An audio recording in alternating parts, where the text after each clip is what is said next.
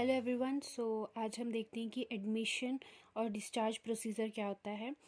तो अगर आपने मेरे चैनल को सब्सक्राइब एंड लाइक नहीं किया है तो प्लीज़ आप इसे देखिए। अगर आपके लिए यूज़फुल है तो आप इसे सब्सक्राइब कर लीजिए ताकि आपको हमेशा नोटिफिकेशंस आती रहें। तो चलिए बिना टाइम वेस्ट के शुरू करते हैं। अगर आप एडमिशन प्रोसीजर समझ लेंगे तो सेम प्रोसीजर है डिस्चार्ज के लिए, ठीक है, जो कि साइकेट्रिक हॉस्पिटल्स का मैं बताने जा रही हूँ। एडमिशन एंड डिस्चार्ज और वो कितने टाइप्स के होते हैं एंड उनका प्रोसीजर क्या होता है, आज हम वो देखेंगे। तो एडमिशन किसका होता है साइकेट्रिक पेशेंट्स का? कब होता है? जब मेडिकल ऑफिसर्स या फिर जो साइकेट्रिक नर्स है या बाय द कोर्ट है, जब पिटीशन अपील की जाती है यानी कि रिक्वेस्ट की जाती है और अगर कोई पेशेंट सच में यानी कि मेंटली इल है तो उसे एडमिशन करवाया जाता है। ना कि ओनली मेंटली इल पेशेंट को टेम्परेरी अगर किसी को ट्रीटमेंट चाहिए साइकेट्रिक हॉस्पिटल में तो उसके लिए भी क्या क्या है वो चलिए आज हम सारा देखते हैं। तो फर्स्ट हम देखेंगे एडमिशन ऑन वॉलेंट्री बेसिस। ये फर्स्ट टाइप है। ये क्या होता है? एडमिशन वॉलेंट्री बेसिस का मतलब है, नाम से ही पता लग रहा है वॉलेंटरी, यानी कि खुद की मर्जी से आते हैं, ठीक है। या तो पेशेंट खुद आके मतलब बोलेगा कि हमें मतलब प्रॉब्लम है इसीलिए हम ट्रीटमेंट लेना चाहते हैं, या फिर उसके फ्रेंड्स या फैमिली अगर पेशेंट को डालना चाहते हैं तो वो हो जाता है फैमिली यानी कि वॉलेंट्री बेसिस पे एडमिशन लेना, ठीक है। बट उसमें क्या है, अगर पेशेंट की मंजूरी है, पेशेंट की हाँ है कि वो कॉपरेट करने को रेडी है तो उसे कहा जाता है वॉलेंटरी बेसिस पे, ठीक है। इसमें क्या है देखिए, any patient who considered himself to be mentally ill, अगर किसी पेशेंट को लग रहा है कि हाँ वो मेंटली इल है and wishes to be admitted to psychiatric hospital, और वो एडमिशन लेना चाहता है, may appeal to the medical officer incharge, तो वो मेडिकल ऑफिसर को क्या कर सकते हैं, अपील कर सकते हैं। If he is minor, the guardian can make this application on his behalf. अगर उसको थोड़ा प्रॉब्लम है, अगर वो एप्लीकेशन खुद नहीं दे पाता है तो वो उनके जो गार्जियन है यानी कि जो उनका रिस्पॉन्सिबिलिटी ले रहे हैं वो उनके बिहाफ पे एप्लीकेशन जो है वो दे सकते हैं, ठीक है। चलिए नेक्स्ट देखते हैं। If a medical officer incharge is satisfied, appeal करने के बाद अगर मेडिकल ऑफिसर क्या है उस चीज़ से सेटिस्फाई है and he needs treatment such as person can be admitted, और उसे लगता है कि हाँ इसे ट्रीटमेंट की ज़रूरत है तो वो उस एप्लीकेशन को अप्रूवल करने के बाद मंजूरी दे देंगे एंड एडमिशन प्रोसीजर जो है वो स्टार्ट कर दिया जाता है। तो ये आ जाता है वॉलेंटरी बेसिस पे, ठीक है। नेक्स्ट आता है एडमिशन अंडर स्पेशल सर्कमस्टांसेस, ठीक है। स्पेशल सर्कमस्टांसेस का मतलब क्या हो गया, किसी खास चीज़ पे देखेंगे कि कब कैसे लिया जाता है। देखिए, अ रिलेटिव और a friend makes an application to the medical officer on the behalf of the patient. इसमें क्या होता है कि पेशेंट को शायद नहीं पता होगा कि उनके जो घर वाले हैं, उनके फ्रेंड्स फैमिली जो है उनके लिए बात कर रहे हैं या उनको एडमिशन करवाना चाहते हैं, इसलिए वॉलेंटरी नहीं हुआ, ठीक है। इसको आप इनवॉलेंटरी भी बोल सकते हैं। जैसे इसमें क्या हुआ, स्पेशल सर्कमस्टांसेस में लिया जा रहा है, कैसे, उनके फ्रेंड या फिर रिलेटिव्स के जरिए, तो वो मेडिकल ऑफिसर को सेम वही प्रोसीजर मेडिकल ऑफिसर्स को बताएंगे और फिर क्या जो है वो अपील करते हैं और उसके बाद जो एडमिशन प्रोसीजर होता है। देखिए, medical officer makes inquiry within the 24 hours, और उनके अपील करने के बाद मेडिकल ऑफिसर क्या करेंगे, 24 आवर्स तक ऑब्जर्व करेंगे कि वेदर हाँ सच में पेशेंट को प्रॉब्लम है, पेशेंट सिक है या नहीं। And if the medical officer is satisfied for the admission, involuntary admission is made, ठीक है। तो इसको क्या माना जाएगा, एक टाइप का involuntary.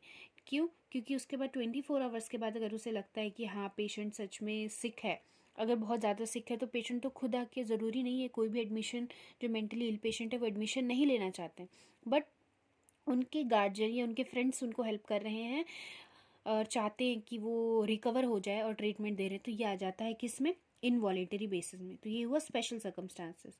Made and should be supported by 2 medical certificates, और इसीलिए उसमें 2 मेडिकल सर्टिफिकेट्स लगते हैं, ठीक है।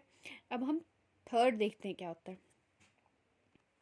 देखिए, मैं आपको यहाँ पे बताना चाहती हूँ शॉर्ट में, जो कि आपको बहुत इजीली याद रहेगा एग्जाम में। आप यहाँ देख सकते हैं जो हमने अभी पढ़ा, बट टोटल जो होता है वो 7 प्रोसीजर आता है। क्या? Admission procedure on voluntary basis, ठीक। Then second, admission procedure under special circumstances, जो हमने देख लिया। Then third, admission procedure on temporary treatment order, ठीक है। टेम्परेरी ट्रीटमेंट के लिए जो लेता है वो आ जाता है थर्ड एडमिशन प्रोसीजर। 4th आ जाता है एडमिशन प्रोसीजर थ्रू मजिस्ट्रेट, ठीक है, मजिस्ट्रेट में अपील करने के बाद जो प्रोसीजर होगा एडमिशन के लिए वो। देन 5th आ जाएगा admission procedure in emergency, emergency case में कैसे होता है ये सारा हम डिटेल में डिस्कस करेंगे। देन 6th आ जाता है एडमिशन प्रोसीजर थ्रू पुलिस, अगर पुलिस करवाती है एडमिशन प्रोसीजर तो क्या होगा, मीन्स एडमिशन के लिए अपील करती है तो। देन 7th में आ जाता है admission procedure order after judicially inquisition, इसका मतलब आ जाता है जुडिशियल इंक्विजिशन का मतलब क्या है, अगर किसी ने क्राइम किया है, क्रिमिनल है तो क्या करता है, ठीक है, क्या प्रोसीजर है। अब हमने 2 तो पढ़ लिया है, अब हम देखते हैं कि बाकी ये जो यानी कि 3rd है admission procedure on temporary treatment, वो क्या होता है। और अगर आप ये 7 समझ लेते हैं कि एडमिशन प्रोसीजर क्या है, तो वही सेम यहाँ पे मैंने लिखा है वॉलेंटरी डिस्चार्ज प्रोसीजर, डीपी लिखा है, मतलब डिस्चार्ज प्रोसीजर, ये सारा प्रोसीजर जो है सेम होता है, जो एडमिशन प्रोसीजर के लिए यूज़ हो रहा है वही सेम यूज़ होगा क्या बोलते हैं डिस्चार्ज के लिए भी, ठीक है। तो जल्दी से मैं रिव्यू करवाने के लिए आपको सेकेंड वाला जो हमने पढ़ा था स्पेशल सर्कमस्टांसेस, उसमें कुछ और पॉइंट्स ऐड करना चाहती हूँ जो आपको हेल्पफुल रहेगा। देखिए यहाँ पे सेकंड क्या है, जो स्पेशल सर्कमस्टांसेस उसको ऑन पिटिशन भी बोला जाता है, जो कि पिटिशन यानी कि अपील करते हैं तब। इसमें क्या है, फैमिली क्या करता है, ऑब्जर्व करता है क्लाइंट्स के कंडीशन को, और उन्हें लगता है कि हाँ ये मेंटली इल है, ठीक है, तो वो क्या करेंगे, अप्लाई करेंगे पिटिशन टू द कोर्ट। हम कोर्ट में अप्लाई करने के बाद क्या है, कोर्ट क्या करते हैं, 2 मेडिकल ऑफिसर्स क्या करते हैं, उनको कमांड देंगे कि ऑब्जर्वेशन करने के लिए कितने दिन तक, 14 डेज तक, ठीक है, क्लाइंट को ऑब्जर्व करने के लिए। दे डू इंक्वायरी और observation the client to the client till 14 days तक, ठीक है। स्टार्ट्स द एग्जामिनेशन, उसके बाद वो एग्जामिनेशन स्टार्ट करेंगे, physically and mental status examination होगा by 2 medical officers, 2 medical officer appoint किया जाता है बाय द कोर्ट, एंड दोनों जो है 7+7 यानी कि 14 डेज तक क्या करते हैं, 7+7 डेज तक वो दोनों डिफरेंट टाइम्स पे ऑब्जर्व करते हैं, फिजिकली भी चेक करेंगे एंड मेंटल स्टेटस एग्जामिनेशन भी, कि वो किसी को हार्म तो नहीं कर रहा है सोसाइटी में, या खुद को हार्म तो नहीं कर रहा है, और अगर उन्हें ये विश्वास हो जाएगा कि हाँ मतलब इनवॉलेंट्री है, क्योंकि पेशेंट नहीं करवा रहा है कोई और करवा रहा है, तो हाँ ये बात सच है, क्योंकि कई बार क्या होता है लोग झूठ भी बोल के एडमिशन्स वगैरह कराना चाहते हैं, तो वो चेक करने के लिए कि सच में ये मेंटली इल है या सिक है कि नहीं, इतनी इंक्वायरी की जाती है, ठीक है। इसमें क्या होता है फिर, प्रोवाइड केयर, उसके बाद एडमिशन के बाद प्रोवाइड किया जाता है केयर एंड ट्रीटमेंट दिया जाता है।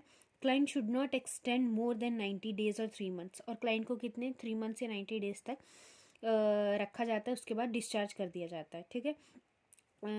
If the patient family member feels that the medical officer is misusing, they can appeal for the petition in the court, then they starts inquiry and support. अगर family members को ऐसा लग रहा है, ठीक है, कि यहाँ पे आप देख सकते हैं कि अगर ऐसा लग रहा है कि मेडिकल ऑफिसर्स जो है वो अपना काम सही से नहीं कर रहे हैं और हेल्प नहीं कर रहे हैं, सपोर्ट नहीं कर रहे हैं उनको इस प्रोसीजर में, और वो इस जो उनको राइट्स मिले उसका मिसयूज़ कर रहे हैं, तो फैमिली मेम्बर्स फिर से एक पिटीशन जो है कोर्ट में अप्लाई कर सकते हैं इस चीज़ के अगेंस्ट। देन जो कोर्ट है वो क्या करते हैं, फिर से इंक्वायरी करते हैं और डायरेक्ट इंक्वायरी करते हैं, डायरेक्ट सपोर्ट प्रोवाइड करते हैं फैमिली मेम्बर्स को एडमिशन एंड डिस्चार्ज प्रोसीजर के लिए, ठीक है। अगर मेडिकल ऑफिसर्स नहीं करते, यानी कि अगर फैमिली मेम्बर्स उससे सेटिस्फाइड नहीं है उनके डिसीजन से, तो वो फिर से अप्लाई कर सकते हैं कि लाइक वो अगर अपनी रिस्पॉन्सिबिलिटी अपना काम नहीं कर रहे हैं, उन्हें लग रहा है गलत वे में हो रहा है, तो वो इस चीज़ के लिए कंप्लेन कर सकते हैं। देन क्या होता है, कोर्ट डायरेक्टली सपोर्ट करता है उनको, ठीक है। अब हम देखते हैं कि 3rd टाइप क्या है, एडमिशन जो हो जाता है, इसमें देखिए एडमिशन अंडर टेम्परेरी ट्रीटमेंट, ये आ जाता है सेक्शन 20 to 21 के अंडर, ठीक है। इसमें क्या आएगा, if the client feels like own risk the family member और अदर्स, इसमें क्या है, अगर जो क्लाइंट है अपना रिस्क खुद लेने को रेडी है, या उसके फैमिली मेम्बर्स क्लाइंट का रिस्क या रिस्पॉन्सिबिलिटी लेने को रेडी है, तो ये तब होता है। The issues are inform to the magistrate, इसमें क्या है, जो इशू है वो मजिस्ट्रेट को बताया जाता है। फैमिली मेम्बर क्या करते हैं, take petition and starts admission, petition करवाने के बाद क्या करते हैं, एडमिशन प्रोसीजर स्टार्ट होता है। Family member take the petition and start the procedure. Then ये कितने टाइम का होता है, 6 मंथ्स का होता है। एंड इसमें भी क्या होता है, सर्टिफिकेट चाहिए, वैलिड सर्टिफिकेट, जैसे पहले वाले में हमें medical officers and 2 medical certificates लगते हैं। ये भी जो है कोर्स 6 मंथ्स का होता है, यानी कि जो टेम्परेरी ट्रीटमेंट क्लाइंट को दिया जाता है वो कब तक दिया जाता है, 6 मंथ्स के लिए दिया जाता है। और इसमें क्या होता है, सर्टिफिकेट, इसमें सर्टिफिकेट वैलिड लगता है जिसमें ये लिखा होगा कि पेशेंट को ट्रीटमेंट इतने मंथ से स्टार्ट होके इतने मंथ्स तक, मीन्स 6 मंथ के अंडर तक ट्रीटमेंट मिलना चाहिए, वो सर्टिफिकेट मिलता है वैलिड। ठीक है। When the patient is recovery, जब वो रिकवर हो जाएगा या नॉर्मल हो जाएगा, then issuing the certificate from the magistrate that is valid for the 6 month. तो उनको क्या मिलता है, रिकवर होने के बाद, नॉर्मल होने के बाद सर्टिफिकेट इशू होगा which is provided by the magistrate उनको देते हैं, जो कि वैलिड होता है कब तक, 6 मंथ तक ही वैलिड होगा। ओके उसके बाद क्या कराया जाता है, 6 मंथ्स के बाद उसको रीन्यू कराना पड़ता है। ठीक है। देन होगा legally he is not considered as a psychiatric, and legally जो है उस पेशेंट, मतलब उस इंडिविजुअल को जो है साइकेट्रिक पेशेंट नहीं बोला जाता है। क्यों? क्योंकि वो सिक नहीं है, वो पागल नहीं है, उसको सिर्फ टेम्परेरी ट्रीटमेंट, कुछ समय के लिए उसे ट्रीटमेंट चाहिए। अब हमें सर दर्द हो रहा है या कुछ है तो हम टैबलेट लेते हैं, इसका मतलब ये नहीं है कि हम पागल हो गए, हम ट्रीटमेंट ले रहे हैं ना। वैसे ही ये जो है टेम्परेरी ट्रीटमेंट में पेशेंट को